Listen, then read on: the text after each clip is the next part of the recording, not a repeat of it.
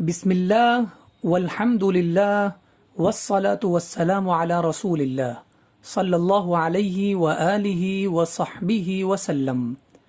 السلام علیکم ورحمۃ اللہ وبرکاتہ۔ کتاب فیض الادب سے آج کا سبق، سبق نمبر 17، منصوبات۔ یہاں پر اس سبق میں منصوبات کے حوالے سے بتایا جائے گا۔ آج تک ہم نے جو پڑھا تھا وہ مرفوعات تھی، اور منصوبات جو ہم یہاں پڑھیں گے اس سے پہلے ہم منصوب کی تعریف پڑھ لیتے ہیں۔ منصوب وہ اسم ہے جس پر فتحہ یا کسرہ یا الف یا یا آئے، جیسے المسلمہ، الآیاتی، اخا زید، المسلمین، المسلمین، ٹھیک ہے۔ اور مفعول بہ وہ اسم ہے جس پر فاعل کا فعل واقع ہو، جیسے قتلت زیدن۔ اس مثال میں زیدن مفعول بہ ہے کیونکہ فاعل کا فعل زید پر واقع ہوا ہے۔ آئیے اس سے پہلے کہ ہم سبق شروع کریں، تھوڑا سی مفعول بہ اور منصوب کے حوالے سے ہم ڈیٹیل دیکھ لیتے ہیں۔ مفعول بہ ایسا اسم منصوب ہے جو دلالت کرے اس چیز پر جس پر فعل واقع ہوا ہو، اس لیے کہ مفعول بہ ہمیشہ منصوب ہوتا ہے۔ اب میں اس کی مثال دیتا ہوں۔ اکل الولد الطعام، لڑکے نے کھانا کھایا۔ تو اکل فعل ہے، الولد فاعل ہے، الطعام مفعول بہ ہے۔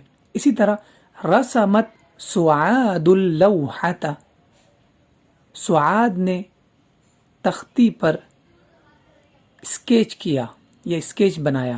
رسمت فعل ہے، سعاد فاعل ہے، اور اللوحۃ مفعول بہ ہے۔ اب یہاں پر آپ ایک چیز دیکھیں کہ ہمیں زیادہ تر یہ بتایا جاتا ہے ابتدا میں، اعدادیہ کی کلاس میں جو بیسک رولز بتائے جاتے ہیں اسٹارٹنگ میں سکھانے کے لیے، وہ بتائے جاتے ہیں کہ جملہ فعلیہ میں سب سے پہلے فعل آتا ہے، دوسرے نمبر پر فاعل آتا ہے، اور تیسرے نمبر پر مفعول بہ آتا ہے، ٹھیک ہے۔ لیکن میں آپ کو ایک مثال بتاؤں کہ یہ جو ہے نا ترتیب، یہ بالکل اسی طرح ہمیشہ نہیں رہتی۔ ایسا ہوتا ہے، یہ غلط نہیں ہے، لیکن یہ کہنا کہ اسی طرح یعنی پہلے فعل اور پھر فاعل اور پھر مفعول آئے گا، ایسا بالکل نہیں ہے۔ میں مثال سے آپ کو سمجھاتا ہوں۔ میں نے جو نیچے مثال دی اسی میں آپ دیکھیں، میں نے کہا اکلت طعام الولد، لڑکے نے کھانا کھایا۔ تو اب یہاں دیکھیے اکلا جو فعل ہے اس کے بعد کیا آیا؟ الطعام، اور طعام جو ہے وہ مفعول بہ ہے، الولد یہ فاعل ہے۔ تو اب یہاں پر دیکھیے جہاں پہلے فاعل تھا وہاں مفعول بہ آ گیا، عبارت بالکل صحیح ہے۔ اسی طرح رسمت اللوحۃ سعاد، سعاد نے تختی پر اسکیچ بنایا، تصویر بنائی۔ تو اب یہاں پر دیکھیے اللوحۃ مفعول بہ ہے اور سعاد یہ فاعل ہے، تو جہاں پر پہلے فاعل تھا وہاں مفعول آ گیا۔ تو اس سے پتہ یہ چلتا ہے کہ اگر اس طرح کے ہو جائیں، یعنی کبھی فاعل کی جگہ پر مفعول آ جائے یا مفعول کی جگہ پر فاعل آ جائے، حالانکہ یہ غلط میں بول رہا ہوں، اس لیے کہ نہ فاعل کی کوئی جگہ ہے نہ مفعول کی کوئی جگہ ہے۔ کبھی جو ہے فعل کے فوراً بعد فاعل آتا ہے اور اس کے بعد مفعول آتا ہے، کبھی اس کے برعکس ہوتا ہے کہ فاعل کی جگہ مفعول آ جاتا ہے، یعنی فعل کے فوراً بعد جو ہے مفعول آ جاتا ہے، اور فاعل کے بعد مفعول کے بعد جو ہے وہ فاعل آتا ہے۔ قرآن مجید میں ایسی بہت ساری آیاتیں ملیں گی۔ تو ہمیں یہ سیکھنا ہے کہ یہ جو سٹرکچر اور جو اسٹائل ہمیں بتایا گیا تھا یہ جو ہے ہمیشہ کے لیے نہیں ہے، بلکہ ایسا بھی ہوتا ہے لیکن اس کے برعکس بھی ہوتا ہے، یہ ہمیں پتہ چل گیا۔ اب جب کہ ہمیں پتہ چل گیا کہ جو ہم سمجھتے تھے کہ پہلے نمبر پہ فعل ہوتا ہے، دوسرے نمبر پر جو ہے فاعل ہوتا ہے، تیسرے نمبر پر مفعول ہوتا ہے، لیکن اگر مفعول فاعل کی جگہ آ جائے یعنی دوسرے نمبر پر، اور دوسرے نمبر پہ یعنی فاعل جو ہے وہ مفعول کی جگہ یعنی تیسرے نمبر پر آ جائے، تو ہم تو سمجھ ہی نہیں پائیں گے کہ جملے کا معنی کیا ہوگا، اس لیے کہ ہمیں پتہ ہی نہیں چل پا رہا ہے کہ اس میں مفعول کون ہے فاعل کون ہے۔ تو اسی چیز کو بتانے کے لیے میں نے آج سبق تھوڑا سی لمبا کیا، وہ اس طور پر کہ ہمیں سب سے پہلے یہ جاننا ہے کہ اگر کوئی منصوب ہے تو نصب کی علامت کیا ہے، اگر کوئی مرفوع ہے تو رفع کی علامت کیا ہے۔ تو رفع کی کچھ علامتیں ہوتی ہیں، اسی طرح منصوب کی کچھ علامتیں ہوتی ہیں۔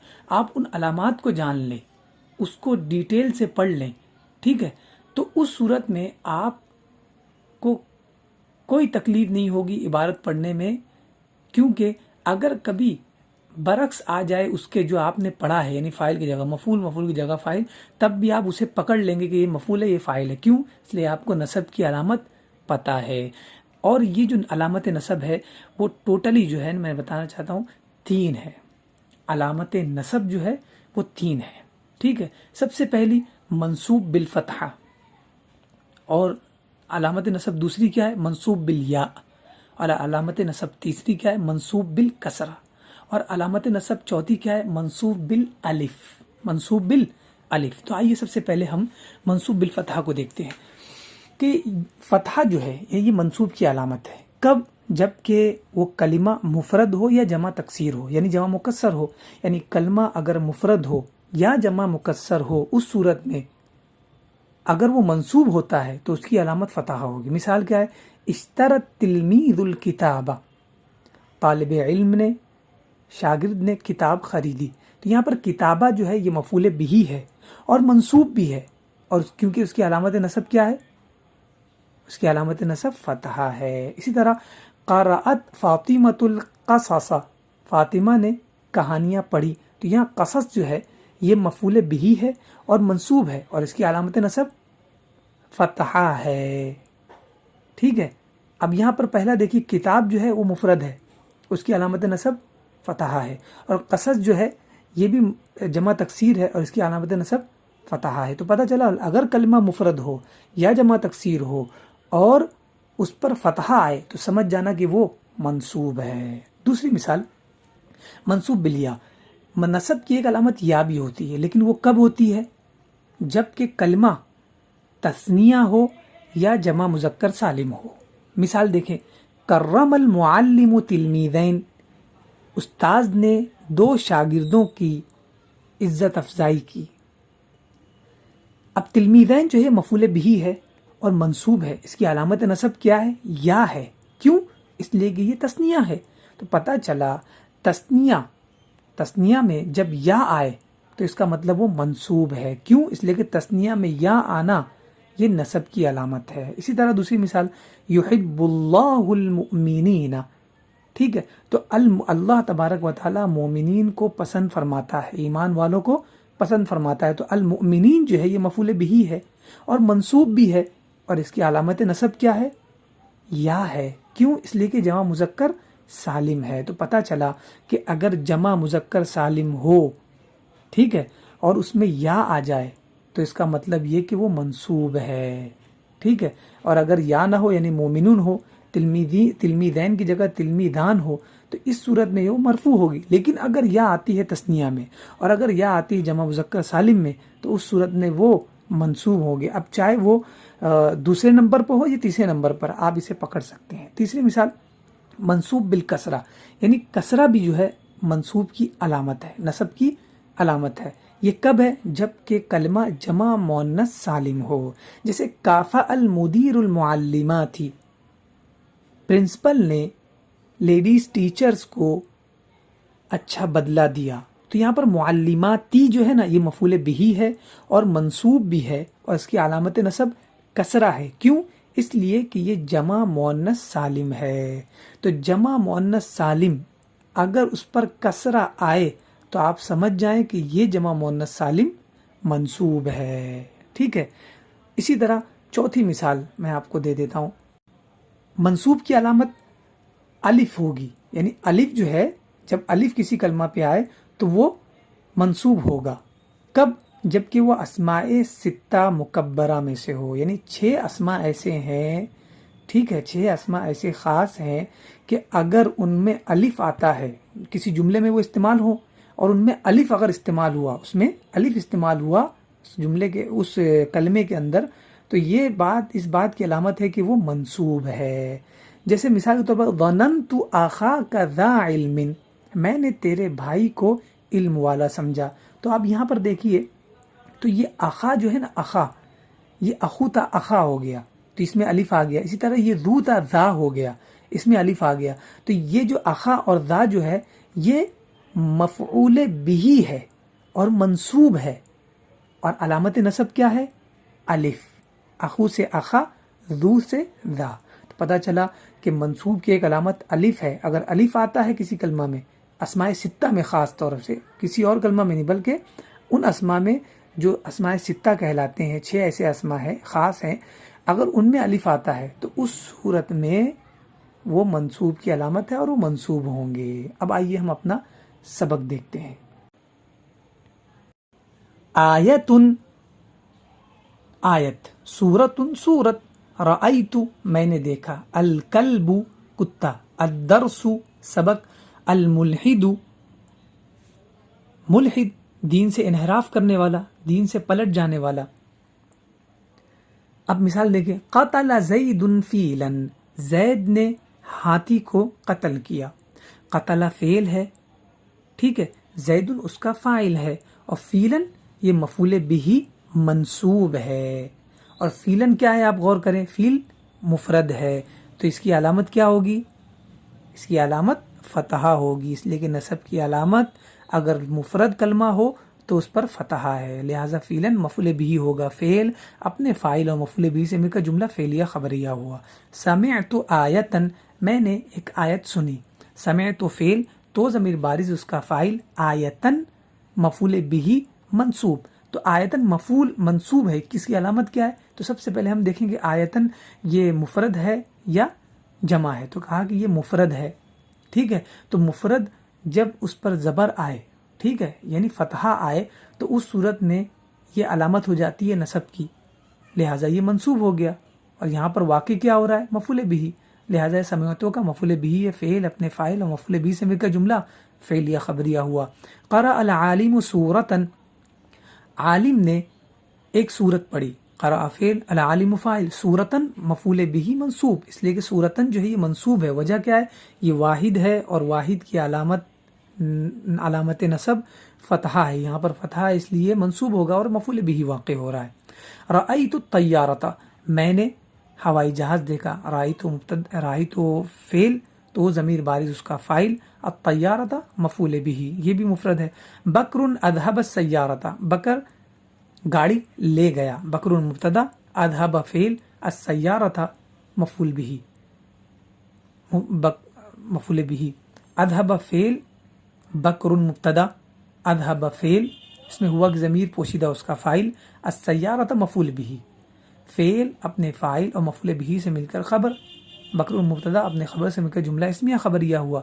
قرأت آیات، میں نے چند آیتیں پڑھی، قرأت فعل تو ضمیر بارز اس کا فاعل، آیات مفعول بہ منصوب، تب یہاں پر آیات جو ہے یہ جمع مؤنث سالم ہے، اور جمع مؤنث سالم کا اعراب اگر اس پر کسرہ آئے تو وہ منصوب ہوگا، یعنی حالت نصبی میں اس پر کسرہ آتا ہے، یعنی اس پر اگر کسرہ ہے تو وہ منصوب ہے، ٹھیک ہے، تو اب یہ منصوب ہو گیا اسی لیے، اور یہ مفعول واقع ہو رہا ہے، لہذا یہ مفعول بہ ہوا، قرأت فعل اپنے فاعل اور مفعول بہ سے مل کر جملہ فعلیہ خبریہ ہوا۔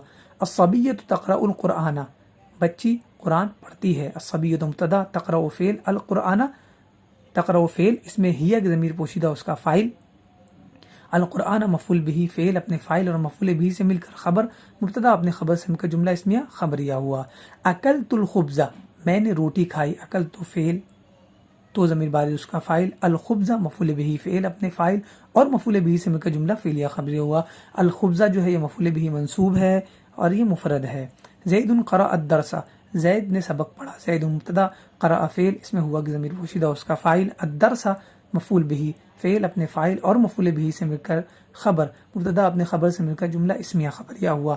لا تضرب الکلب، کتے کو نہ مارو، لا تضرب فعل، اس میں ان تک ضمیر پوشیدہ اس کا فاعل، الکلب مفعول بہ، فعل اپنے فاعل اور مفعول بہ سے مل کر جملہ فعلیہ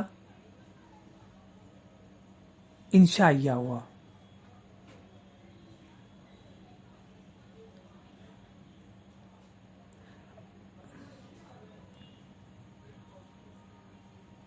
لا تضرب فعل نہیں، اس میں ان تک ضمیر پوشیدہ اس کا فاعل، الکلب مفعول بہ، فعل اپنے فاعل اور مفعول بہ سے مل کر جملہ فعلیہ انشائی ہوا۔ یہ چونکہ فعل نہیں ہے، ٹھیک ہے، تو امر اور نہیں جو ہے یہ انشاء میں سے آتے ہیں، ٹھیک ہے، اس لیے جملہ فعلیہ خبریہ نہیں بولے، اس لیے کہ اس میں خبر نہیں مل رہی ہے بلکہ اس میں امر ہے، حکم ہے، لہٰذا یہ اس میں امتناع ہے، یعنی امر سے روکا جا رہا ہے، یعنی نہیں ہے، لہٰذا جو ہے یہ جملہ فعلیہ انشائیہ ہوگا، اس میں کوئی خبر نہیں ہے۔ علامہ ابو زید خالدن، زید کے باپ نے خالد کو سکھایا۔ علامہ فعل، ابو مضاف، زید مضاف الیہ، خالدن مضاف مضاف الیہ سے مل کر فاعل علامہ کا، اور خالدن مفعول بہ، فعل اپنے فاعل اور مفعول بہ سے مل کر جملہ فعلیہ خبریہ ہوا۔ تو یہاں پر خالدن دیکھیں یہ مفعول بہ ہے اور منصوب بھی ہے، اس لیے کہ اس پر فتحہ ہے، اور یہ مفرد ہے، اور مفرد کی علامت حالت نصبی میں فتحہ ہے۔ الولدان یقرؤون الدرس، بچے درس پڑھتے ہیں۔ الولدان مبتدا، یقرؤون فعل، اس میں ہم کی ضمیر پوشیدہ، اس کا فاعل، الدرس مفعول بہ، فعل اپنے فاعل سے مل کر، فعل اپنے فاعل اور مفعول بہ سے مل کر خبر، مبتدا اپنی خبر سے مل کر جملہ اسمیہ خبریہ ہوا۔ اکتب کتابا، تو ایک کتاب لکھ۔ اکتب فعل امر، اس میں انتق ضمیر پوشیدہ، اس کا فاعل، کتابا مفعول بہ، فعل اپنے فاعل اور مفعول بہ سے مل کر جملہ فعلیہ انشائیہ ہوا۔ نظرت الملحدین، میں نے بے دینوں یا دین سے انحراف کرنے والوں کو دیکھا۔ نظرت فعل، تو ضمیر بارز اس کا فاعل، الملحدین مفعول بہ منصوب۔ اب یہاں دیکھیں ملحدون جمع مذکر سالم تھا، اب یہاں جمع مذکر سالم کا اعراب کیا ہے؟ حالت نصبی میں یا کے ساتھ، یعنی اگر وہ منصوب ہوگا تو اس میں یا آئے گی، یا یہ کہہ لیں کہ اگر یا ہے تو وہ منصوب ہوگا، لہٰذا یہ مفعول بہ منصوب ہوا۔ تو نظر فعل اپنے فاعل اور مفعول بہ سے مل کر جملہ فعلیہ خبریہ ہوا۔ بکر یقرئ المسلمین، بکر مسلمانوں کو پڑھاتا ہے۔ بکر مبتدا، یقرئ فعل، اس میں ہوا کی ضمیر پوشیدہ، اس کا فاعل، المسلمین مفعول بہ۔ اب یہاں پر دیکھیں المسلمین مفعول بہ ہے، کیوں؟ المسلمین ہے کیا؟ واحد مفرد ہے یا جمع ہے؟ تو کہا کہ جمع مذکر سالم ہے، اور جمع مذکر سالم کا اعراب حالت نصبی میں یا کے ساتھ ہوتا ہے، یا یہ کہہ لیں کہ اگر جمع مذکر سالم میں یا آئے تو وہ منصوب کہلائے گا، اور یہاں پر وہ مفعول واقع ہو رہا ہے۔ بکر تو یقرئ فعل اپنے فاعل اور مفعول بہ سے مل کر خبر، بکر مبتدا اپنے خبر سے مل کر جملہ اسمیہ خبریہ ہوا۔ اب آگے دیکھیں، الرجال شربوا، الرجال شربوا الماء، مردوں نے پانی پیا۔ الرجال مبتدا، شربوا فعل، اس میں ہم کی ضمیر پوشیدہ، اس کا فاعل، الماء مفعول بہ، شربوا فعل اپنے فاعل اور مفعول بہ سے مل کر خبر، الرجال مبتدا اپنی خبر سے مل کر جملہ اسمیہ خبریہ ہوا۔ اعملوا الصالحات، نیک اعمال کرو یا نیکیاں کا۔ اعملوا فعل امر، اس میں انتم ضمیر پوشیدہ، اس کا فاعل، الصالحات مفعول بہ۔ اب یہاں دیکھیے صالحات جو ہے یہ جمع مؤنث سالم ہے اور اس پر کسرہ ہے، اور جمع مؤنث سالم پر جب کسرہ آئے گا تو کسرہ جو ہے جمع مؤنث سالم میں نصب کی علامت ہے، لہٰذا یہ منصوب ہوگا، اور یہاں مفعول بہ واقع ہے۔